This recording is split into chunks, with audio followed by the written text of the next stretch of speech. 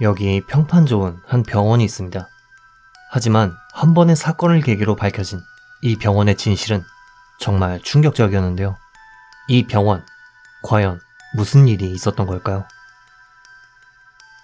2023년 3월 12일 깊은 밤, 일본 아오모리현 하치노에시에 있는 미치노쿠 기념병원의 정신과 병동에서 살인사건이 발생합니다. 용의자는 57세였던 사사키 히토시라는 남성으로, 피해자는 같은 병실에 입원 중이던 73세 타카하시 세이에츠 씨였는데요. 당시 사사키는 면도기 날로 목을 공격하려 했으며, 최종적으로는 칫솔의 손잡이 부분으로 피해자의 왼쪽 눈을 공격해 중상을 입혔습니다.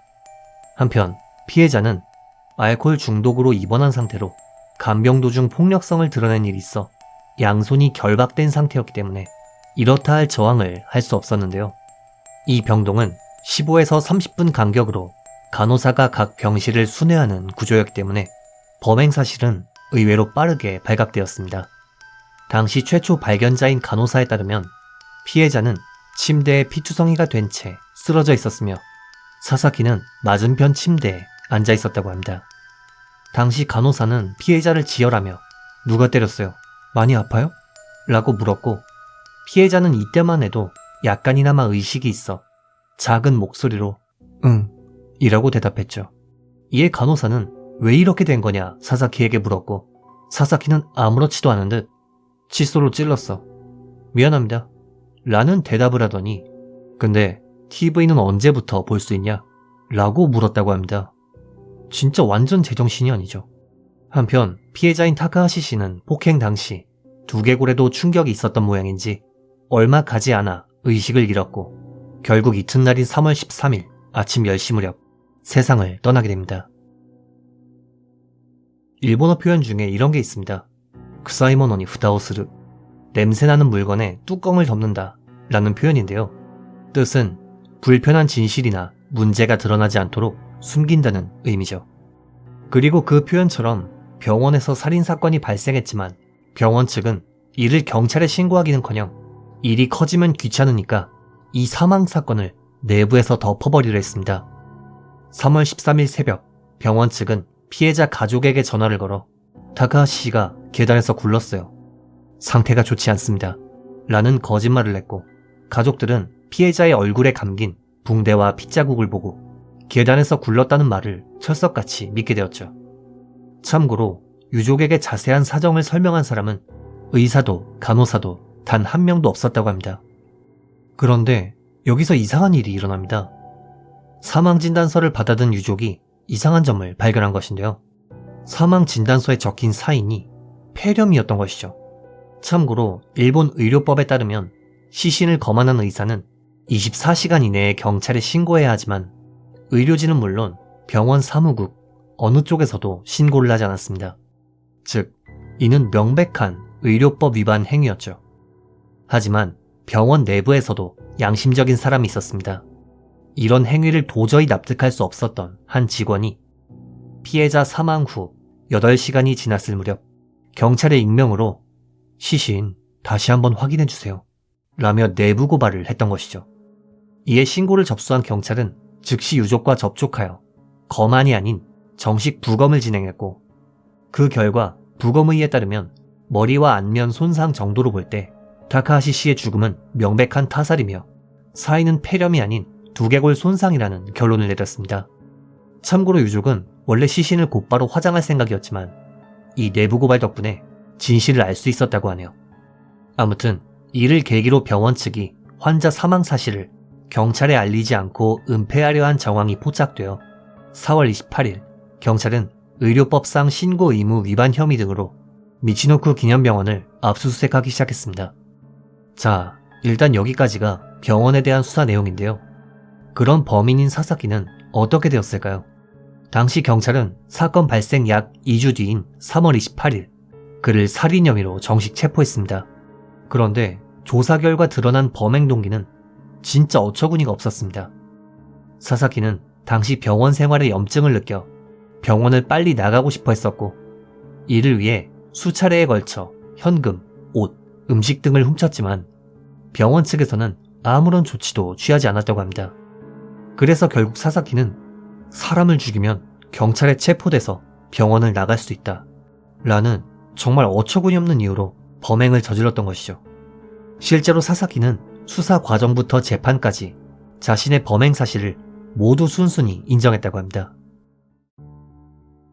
한편 수사 과정에서 경찰은 살인 사건을 은폐하려 했던 61세 병원장 이시야마 타카시와 담당 의사였던 60세 이시야마 사토루를 체포했습니다. 참고로 이 둘은 형제 사이였으며 평소 병원의 실질적 운영을 담당해 왔었죠. 자, 그렇다면 이들은 왜, 그리고 어떻게 이런 짓을 벌였던 걸까요? 여기서부터는 경찰 조사 끝에 밝혀진 진상인데요. 당시 피해자가 숨을 거두자마자 병원장은 간호사들에게 조용히 지시를 내렸습니다. 사사키라고 했나? 그 찌른 사람. 일단 폐쇄병동에 격리시켜. 그리고 병원장의 지시로 인해 범인 사사키는 보호자의 동의 없이 강제로 격리 입원당했고, 병원장의 동생이자 의사인 사토루는 진료 기록에 정서 불안정, 충동행위가 예상되어 의료 보호 입원 필요라고 적었지만 사실상 격리 이유는 살인이었죠. 즉, 범인을 은닉한 것입니다. 또한 병원장은 숙련된 간호사에게 사망진단서 허위 작업을 지시했습니다. 문제는 당시 병원에 즉시 사망 검안을 해줄 당직 의사가 없었단 점인데, 병원장이 악용한 것은 병원에 장기 입원해 있던 89세 의사 A씨였습니다. 이 A란 인물은 의사 면허는 있지만 알츠하이머로 인해 입원 중이던 89세 남성으로, 병원장은 진찰이나 검안 없이 A씨에게 사망 원인을 적게 했습니다. 당시 지시를 받은 간호사는 백지의 진단서를 A씨에게 건넸고, 알츠하이머였던 그는 평소 습관대로 폐렴이라는 사인을 적어 넣었던 것이죠. 즉, 비록 알츠하이머가 있지만 의사 면허가 있는 사람의 손을 빌려 교묘하게 책임을 회피하는 방법으로 살인사건을 덮으려 한 것인데요. 그렇게 수사가 이어지던 2025년 2월, 경찰 조사 결과 충격적인 사실이 밝혀집니다.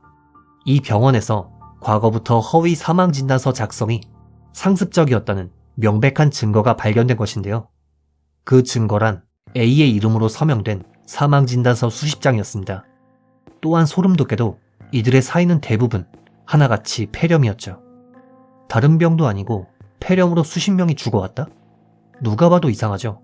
심지어 A의 이름으로 발부된 진단서인데도 필적이 다른 문서들도 발견되었는데, 이는 즉 이름만 A의 것을 빌렸을 뿐 실제 작성자가 따로 있었음을 의미하며, 이 말인즉슨 만일 환자가 사망했을 때 병원 측이 자기들한테 조금이라도 불리할 경우 치매 의사의 손을 빌려 편리하게 폐렴으로 사망 처리해왔을 가능성이 있다는 것을 의미하죠.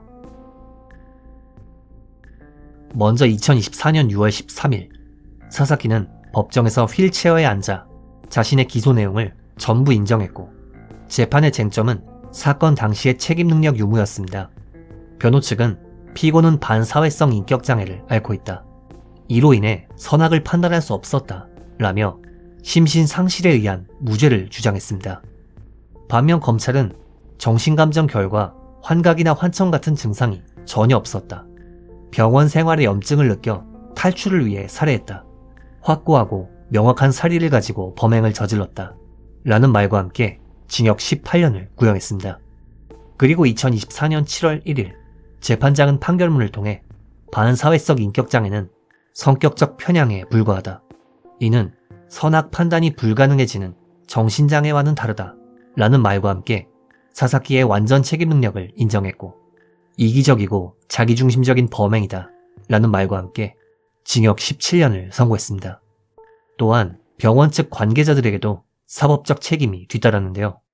병원장과 담당 의사였던 이시야마 형제는 의료법 위반, 범인 은닉 등의 혐의로 경찰에 체포된 후 자신들의 범행을 전부 부인했다고 합니다.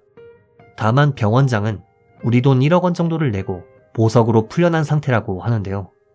이들이 속한 의료법인은 이번 일 이외에도 다양한 의료법을 위반한 사실이 밝혀져 행정처분을 받게 되었다고 합니다. 부디 병원장과 담당의에게 합당한 처벌이 내려지는 것과 더불어 그동안 발급된 허위 사망진단서에 관련된 죽음이 명명백백하게 진상이 밝혀졌으면 하는 바람입니다. 다만 일본은 화장 위주다 보니 결코 쉬워 보이진 않습니다. 개인적으로 이 사건, 이런 방식으로 불명확한 죽음을 맞이한 피해자분들이 과연 그동안 얼마나 많았던 걸까요? 피해자분들의 명복을 빌며 영상을 마칩니다. 금이사였습니다.